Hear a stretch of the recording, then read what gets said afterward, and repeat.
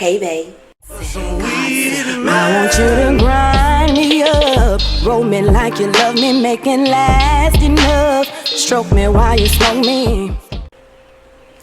Good morning, good afternoon, good evening. I love you and God loves you best.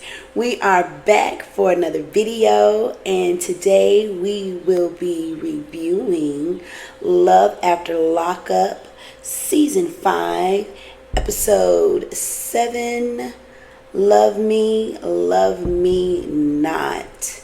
Yes, I am a little behind, but I watched the episode that just came on, so I'm going to do the review for that episode 8, after I finish this one. So, without further ado, let's just get into it. We are going to start off with True and Shantae. I am so sick of them because it's just like, it just feels a little contrived at this point. I mean, it's like, okay, y'all together, y'all not together, y'all doing what y'all do. I'm trying to keep this censored. That's why I talk slow, because I'm always trying to censor myself, because I curse a lot.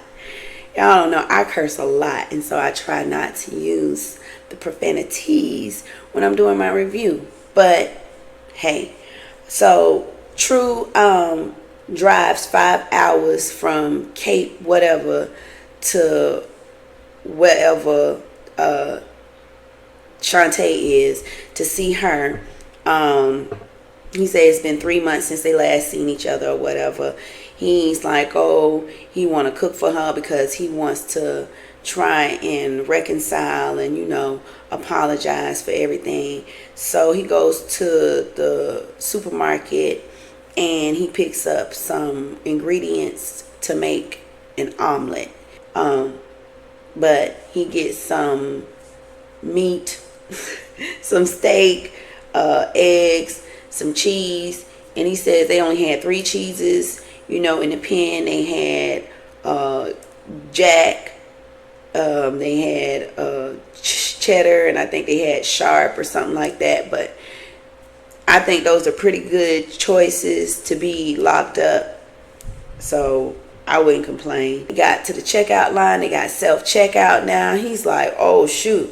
He's like, excuse me, ma'am, how you do this? And she came over. She assisted him. Bum, bum. They got it good to go. So he gets back on the road. He said, you know, I've been saving up my money, stacking up my paper and everything. Now that he got babies on the way and everything. And he said, he been hustling and he been gambling at the casino. Now, gambling at the casino is one thing. I got that. But what's the hustling? Is the hustling also the gambling, or is the hustling aside from the gambling, in addition to the gambling? I'm leave that alone. I listen to words and I listen to how people speak. And I believe what you say and how you say it is how you mean it. So he said hustling and gambling. And so, okay. So he arrives at Shantae's, and Shantae is there, hair done, check, makeup done, check. Like, okay, in your nice lounge wear, around the house wear. And I'm like, okay. He like, you want me to leave? She was like, but she let him in. We all know she was going to let him in. So she's like, why you here? And he's like, we were supposed to have a cook-off and we never got a chance to have the cook-off. And she's like, well, I don't want to cook, but you could cook. So she lead him to the kitchen. And so he's like, I want to make things right. I want to apologize for putting you through what I put you through and having you stress about me, while I'm out here doing my thug thizzle. And she's like, well, was you messing with other people? He was like, you mean while we wasn't together, when we was broken up? And she's like, yeah. He's like, I talked to a few people and she seemed a bit devastated, but it is what it is. I know you didn't expect him to keep his dick dry while you was out here in a whole nother town and y'all not together no more.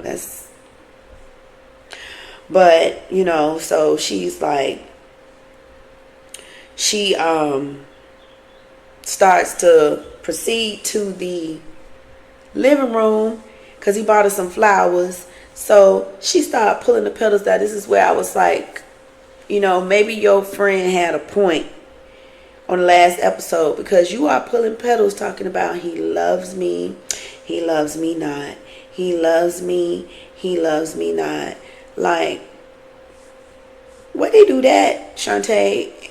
When I thought we stopped doing that, like when we stopped playing MASH, like, if you know, you know. So True brings the food out. He finished cooking. He's like, got this made up for you. He got some nice different selections of Kool-Aid going on. She got the blue, he got the red. I'm like, all right. Red pill, blue pill. All right. So she take a bite of the omelet. Now it looks good aesthetically. You look at it, it looks like an omelet and everything. And she was like, if this your best dish, make this your last time making it. It was not to be. And he was like, well, did you try some of the steak? Try the steak. She's like, all of it, none of it, just no. So they get a good kiki off of that. They laugh. He say, well, I'm glad I was able to make you laugh. She was like, well, I just want you to know that one meal does not constitute us back together. It's going to take some time. We got some things to work through because we got problems. And for her to be so humdrum and dim, it's with him, she never highlights the positive. And quite frankly, there has been no positive since his release, in my opinion. But she never highlights the positive. So if you can never highlight the positive, why are you even contemplating getting back with somebody who you don't see a silver lining in the cloud ever? So she's told him that he could stay. She let him stay. But she said, you're going to sleep on the couch and you're going to clean up my kitchen. So he looking like a hurt puppy. Boom. Moving right along, we are on to Zaria and Troy. I guess now we finally know how to pronounce her name. Is Zaria, not Zariah. Quite frankly, I like Zariah better, but if it's Zaria, we gonna go with it. So we see they are preparing to get ready to go to Buffalo to go and see Troy's 7-year-old daughter. He has not seen his daughter since she was 7 months old, and now she's 7 years old. So basically, he hasn't seen her since she came into the world. And he's looking forward to this visit. He's like, baby, are you nervous about going to Buffalo? She's like, yeah. And he's like, why, baby? And she's like, because I'm going to an environment where nobody likes me. Now, if I can recall, the only person that gives you stress up in your chest is Yana, the baby mama. So how is it now go from Yana to nobody liking you? Well, the bright side is your husband will be there. You got Troy by your side and he loves you. So that should count for something. Nevertheless, Zaria is putting the pancake 21 because she's very fair. So she putting the pancake 21 on her face. And she is literally caking this. It looks like that theater makeup, because theater makeup is like real thick, and she is just buffing it in her skin. She is just, her forearm should be strong. She is buffing and she is putting on layers, like she is doing the layer challenge, and she is snapping. She is going off. Next thing you know, she's like, I don't know why you had to call the B.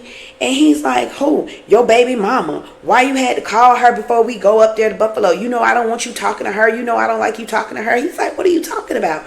I had to call her. I had to call her to confirm that we were coming up there so I could see my baby girl. She's like, but she already knew that you were coming up there. He's like, I had to confirm the time that we were expected to get there. I mean, she's not using her logic. I don't know if what the psychic friend said to her is still playing in the back of her head. I don't know if she is just really insecure. I really don't know what it is. But whatever it is, it has really got Zaria charged right now. So she's slamming doors. She taking off her wedding ring and she throwing it at him, talking about I can find another man, and all of that is very telling. When somebody could just take off their wedding ring like that and just throw it,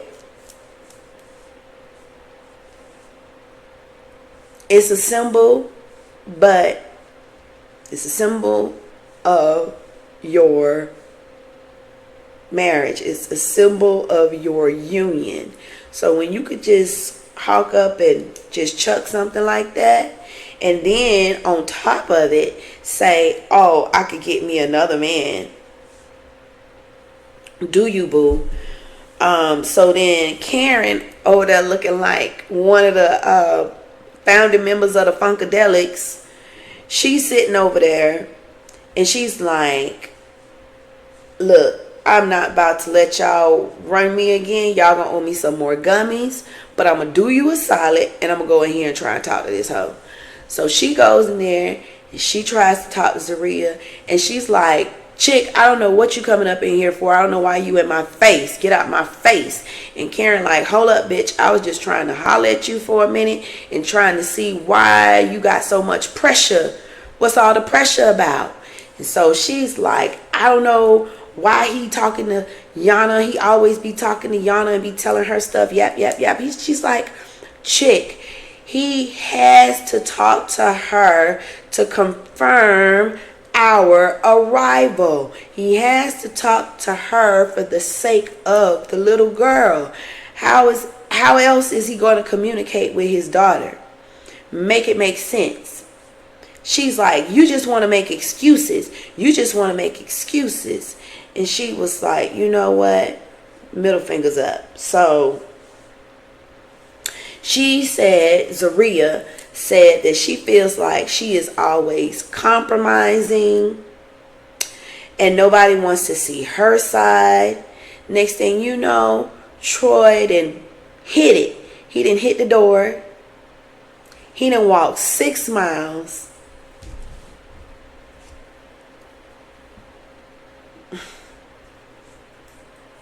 Not 1,000, just 6. And now they looking for Troy. He MIA. And it seemed like once he disappeared, she became peaceful. She being Zaria. She became peaceful. Like, you stirred up all this mess. Now he didn't disappear. You have created disruption because you didn't want to go to Buffalo anyway. So now it's all about you. And now you done gone back in your room, and now she not even dressed. Titties just hanging out, looking like they about to fall out that bra. I don't know if it's the right size, but you know they was hanging. They was hanging on. And I'm like, okay, girl. So she done slammed the door, went back in the room. Karen say, I'm not trying to chase nobody down. I'm not looking for nobody. Give me my gummy. So then finally they get in the car, Yana, Zaria, and Karen, and they go to the train station because they think that Troy might be there. And Zaria is trying to make it known that she does not want to be looked at as the person that created the issue that made him not be able to see his daughter, because that's just going to create more issues, and people are already looking at her a certain kind of way, and she don't want to give them a reason. Sweetie, you have created this environment today, and we looking at you, okay? All eyes on you. So Troy's not at the train station.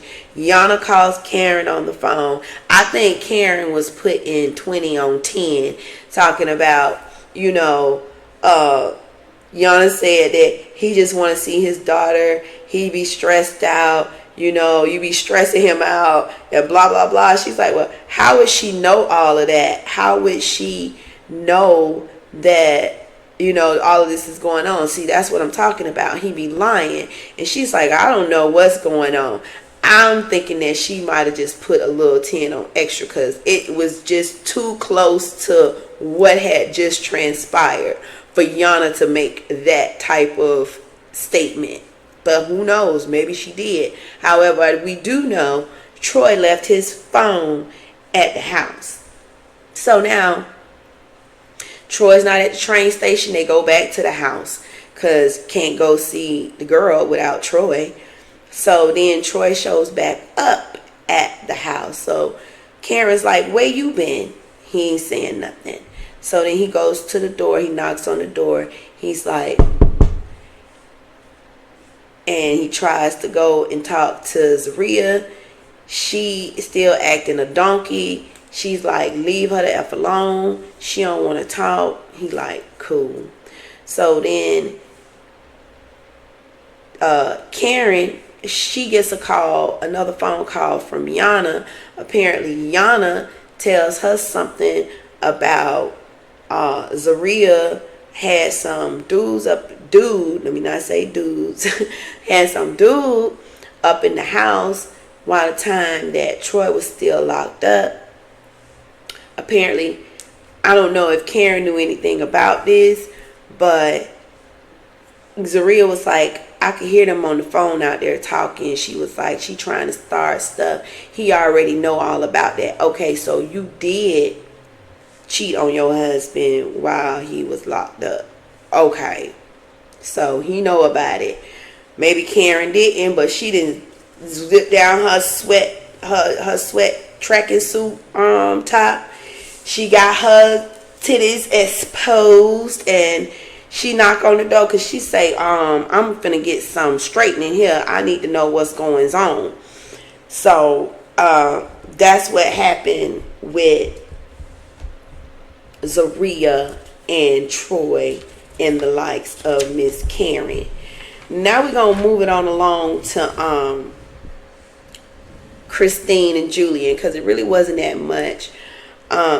Christine, we see her, she's on the phone trying to check in with her PO. The PO doesn't answer.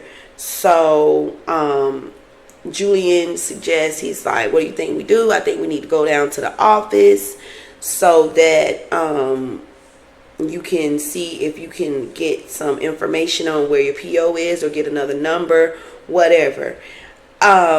I don't like the fact that Christine likes to boast and gloat about the fact that she did 5 years, 5.5 years for 6 armed robberies. You might as well just say you did 5.5 years for bank robbery. No, you did for 6. But out of them 6, you only got $2,000. Like, that's what I'm trying to clarify. Was it a total of $2,000 over 6 bank robberies, or on the last robbery you hit the $2,000? Because I'm trying to figure out how you even were able to do 6 before they got you. Either way, they went to the building of the office for the parole officer, and the receptionist was gracious enough to give her the contact information, the cell phone number and the office number for the parole officer. So now she's covered her anatomy, she's covered her ass, CYA, and now she's made physical contact to the building. She's made an attempt to go to the building. She's called and left a message on one number. She's called and left a message on another number. So she's made attempts to reach out to her PO for check-in.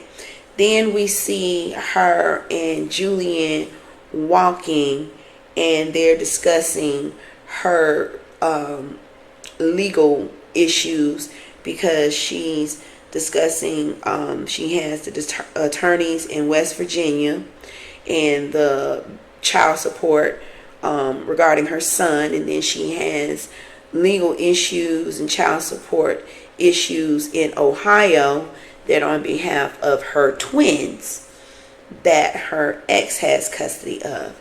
So she has a lot of family court issues going on in her life, and she wants Julian to foot the bill.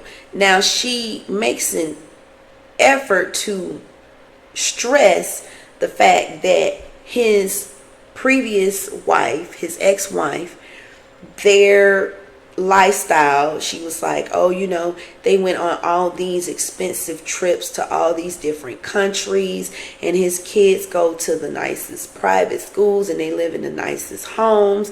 And because apparently his ex-wife is in a position in a professional career that can afford her the lifestyle to take care of her children in a certain way. That's her life. That's not your life. You made choices that have now afforded you like a downward spiral of debt and just dismay. It's very dismal and depressing. I wasn't trying to put alliteration on it, but that's just her life right now. Then Julian was stressing. He's like, look, I've been doing everything I can. I don't know if we're going to be able to get the attorney right now, because I'm really hoping that you'll be able to get a job soon and contribute financially to the bills that are piling up on your behalf with attorneys and restitution and child support, etc., etc. And she's like, oh, I know you've been doing a lot for me and I appreciate you. You don't have to throw it up in my face. Thank you. But what?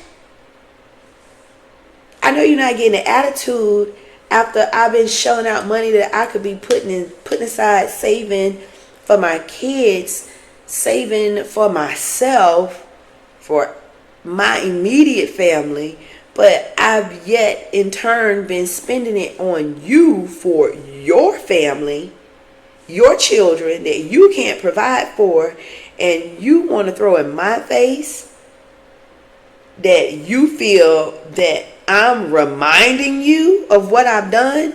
No, I am putting emphasis on I need your assistance now. I need you to step it up.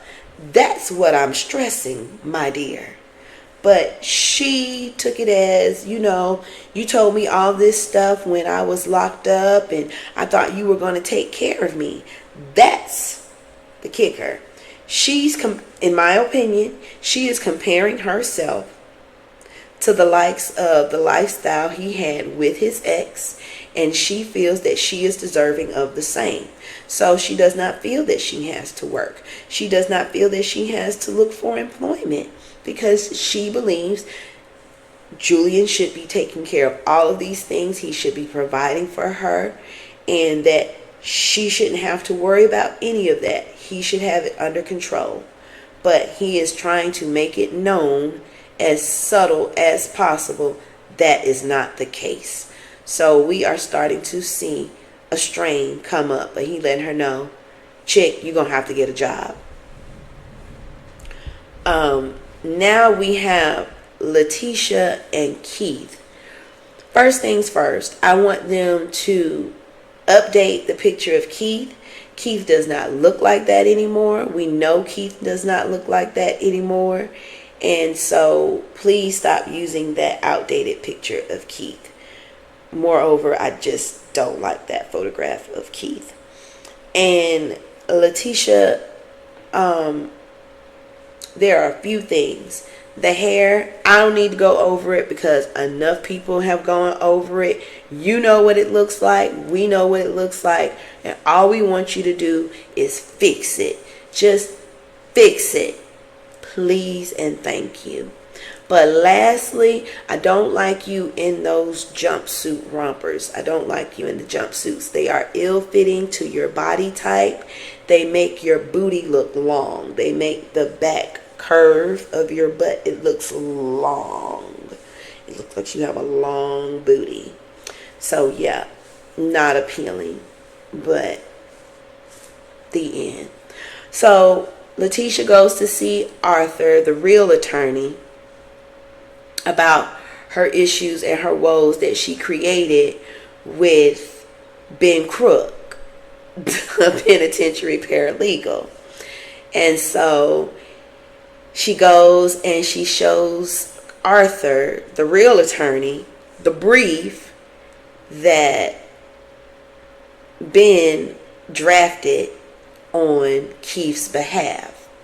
So he reads it out loud to her, and he points to the explanation in the statute. And he said, the issue is here, the policies,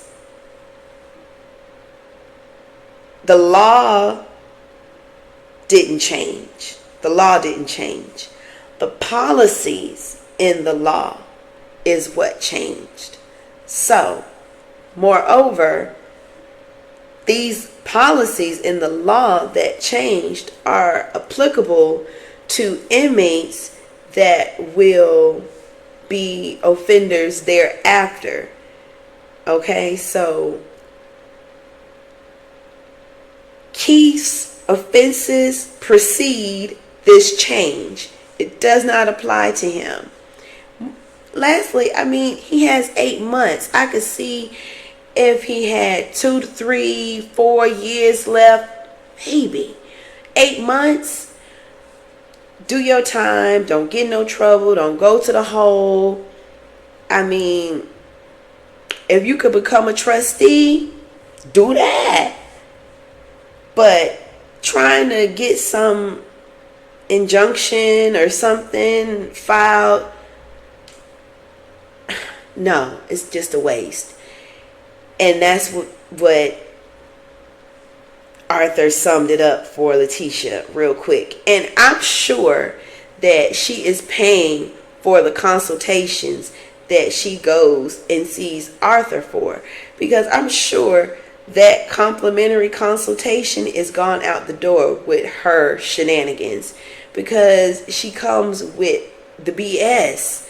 I'm thinking, why would you go to Ben if you have a fully credentialed licensed attorney here that could aid you and could have cleared all this up? One fell swoop, you wouldn't have had to spend all this money with this person filing briefs. And he told him that's why the public defender, aka the public pretender, withdrew. Because he was like, I don't want no parts of this, you messing with somebody. He said, let me guess. He is a former inmate himself. He's a convicted felon. She's like, I didn't find that out until after the fact, because you didn't do your due diligence, Letitia. You didn't do your research and you didn't vet this man. You just went off of, I guess, whatever Keith said, because he said that somebody else said that he had got them off, I guess. However, whichever, it didn't happen for you. And now you out of some more money. Now we go back and she talks to Keith on the phone. And for whatever reason, she said Keith was upset, but he didn't seem too surprised to me. It seemed like to me he knew that this was going to happen, and he was like, oh well, you know, I just got to ride my 8 months out. We won't deal with Ben no more. We're not giving him no more money. Bada bing, bada boom. We just wash our hands of that. That's it. So then she gets back to the house, and then she's talking to Keith's aunt, and she is around a lot. I'm like, why is she around all the time? It's not like Letitia has kids with Keith. She says she be around to watch Tisha kids, but they supposed to be like family because, you know, are they married or are they just engaged? Because she always saying her husband. I'm not sure. Either way, because he ain't never saying his wife. Got the baby talking about my daddy. But she got bigger fish to fry because that pink thing that was on her door, yes, that was the sheriff people coming to let her know there was a formal writ of eviction. The owners of the home, which now we know that she is not, she was renting, but the property manager said that the owner has not been paying the mortgage. So now the home has gone into foreclosure, and Letitia has 2 months, exactly 2 months, to vacate the premises. So I don't know if she has the money. I don't know if y'all aware, but Letitia got cases on her own about her tax firm, you know, her not being so on the up and up with that and people and their money. So she got a whole lot going on in her life. I'm not sending no prayers up for her because it sounds like she was doing some fraudulent shit, and I'm not going to pray for no mess. Now we going to move right along to Bianca and Daniel. This poor soul, Bianca, 23 years old. She's arrived in Arizona. She tells us how she is missing Florida. We got 1 day till Daniel's release. We see her at the temporary apartment that she has leased for them. I think she says she got like a 4-month lease or something like that. I'm not sure, but she has a pre-furnished apartment, and I don't know why she was trying to play in our face. Like, she's like, oh, I'm so glad that it's already furnished. Chick, you knew that it was going to be furnished because when you went and saw the place when you were there last, I'm sure you consulted with the agent and they asked you, did you want a furnished or an unfurnished unit? And you elected for a furnished unit. So, she's making a poster for Daniel's arrival. And this is her first time living on her own and being out of Florida, like for a long, lengthy period of time. So we are going to send up prayers for Bianca because she is naive and she is thinking it's going to be something that I don't believe it really is. So she's on the phone with Daniel and they are discussing his PO and his living situation. All I got to say is if you're supposed to report to that halfway house, you better report yourself to that halfway house or you're going to be reporting back to prison. It's up to you.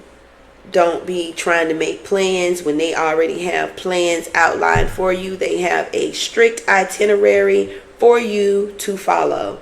You need to be trying to find gainful employment and get yourself acclimated in this halfway house. The end. So she also talks about meeting up with his parents and his cousin. She says that she is going to give the dad a piece of her mind because she recounts the comment about her being mentally stable. We all question it, so I don't know why she's still up in her feelings about it, but she is nevertheless. And she also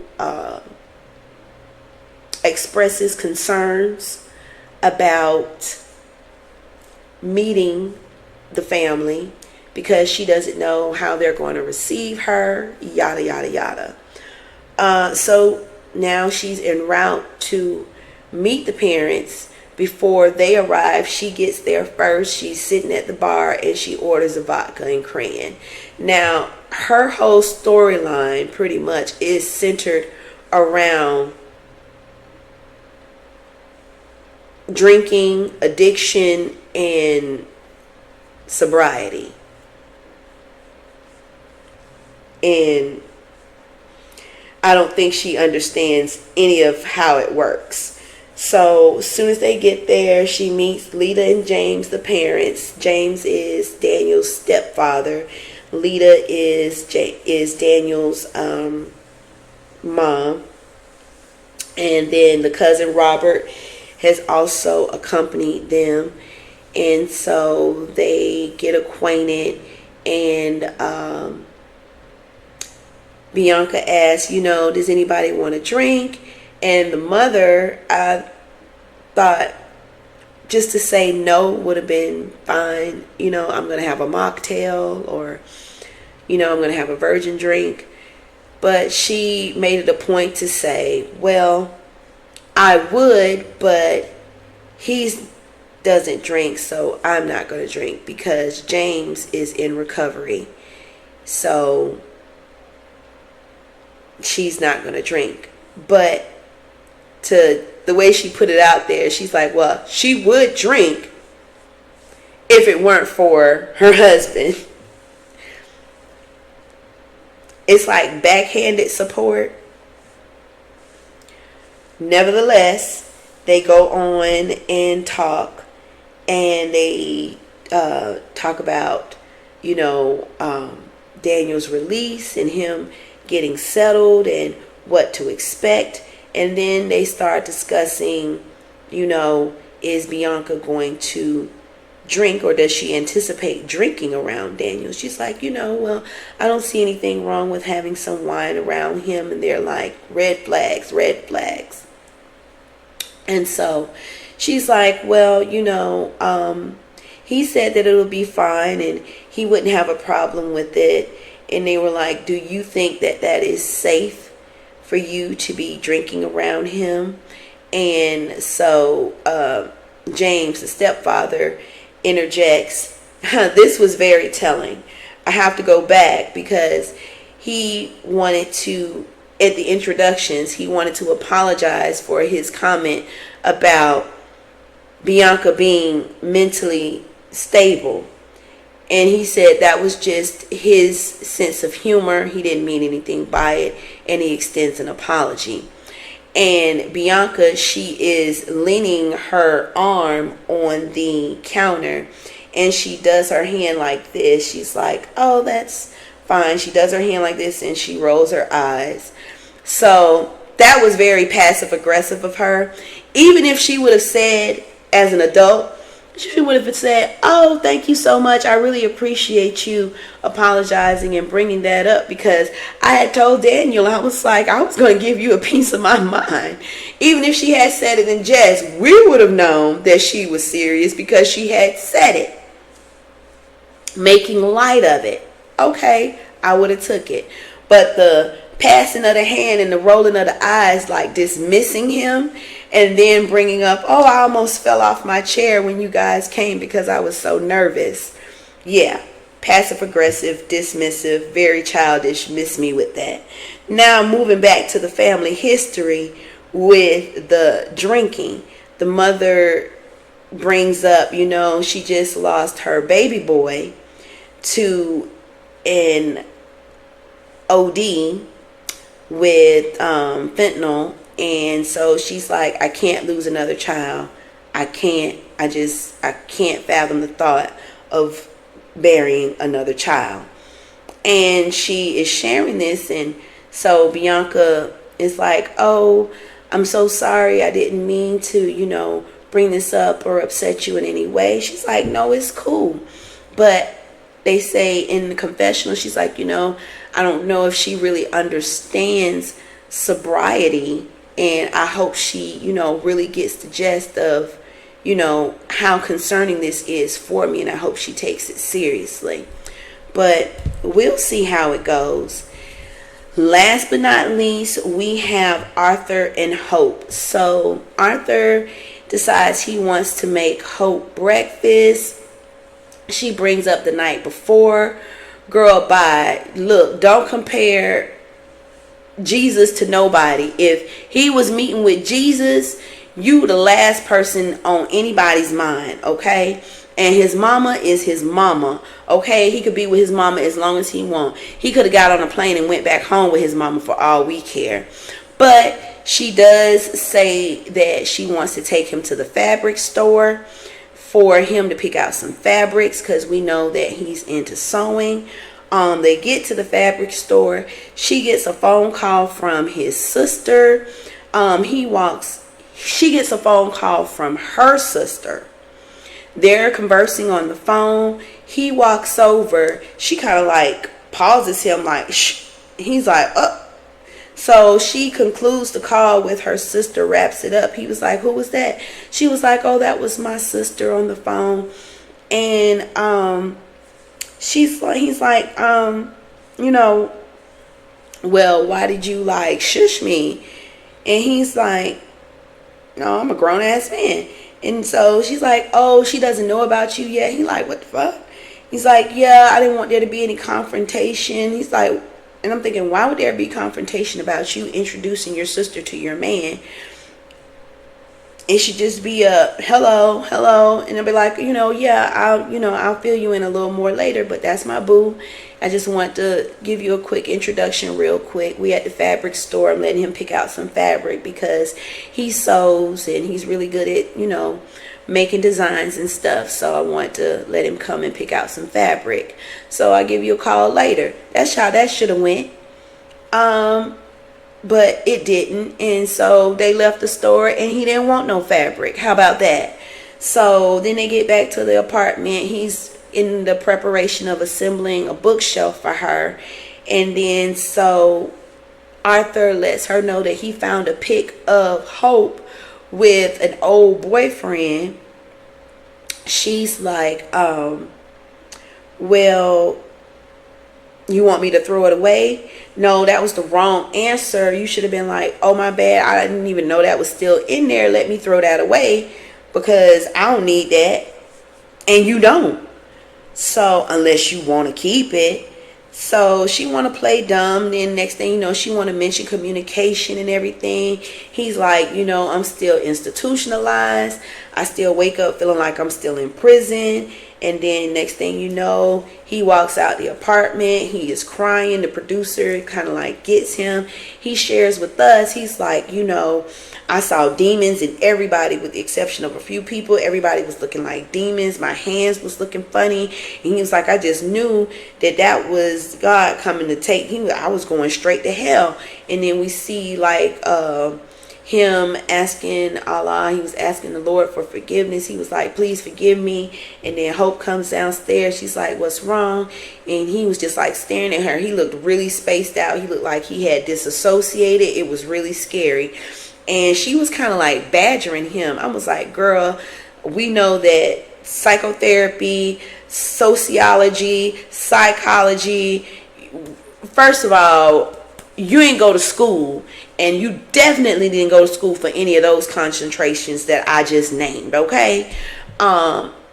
So she's like, look at me, you're not gonna say nothing. I need you to say something. He says, I love you. You would think she would say, I love you too. Are you okay? What's wrong? She's like, you scaring me. That's it. You're not going to say nothing. You're not going to say nothing. And she was really starting to trigger me. And she was pissing me off. So then the producers, they get his mom on the phone. She starts to like talk to him, console him a little bit. He's like, I'm going to be okay, mama. I'm going to be okay. I love you, mama. She's like, I love you too. So then gets off the phone. So then she gets all mad because he didn't want to give her a hug and all this bull crap. Can't you see this boy is not here right now? Nevertheless, the producers stopped filming. so they can seek Arthur some mental health treatment at the time. And I'm glad that they did that, because usually on these type of shows they would exploit that type of shit. And I'm just glad that it didn't go that route. Please don't forget to give this video a thumbs up. Let me know in the comment section what you thought. As always, don't forget to like, comment, share, and subscribe to the channel. I appreciate you, and until next time, bye.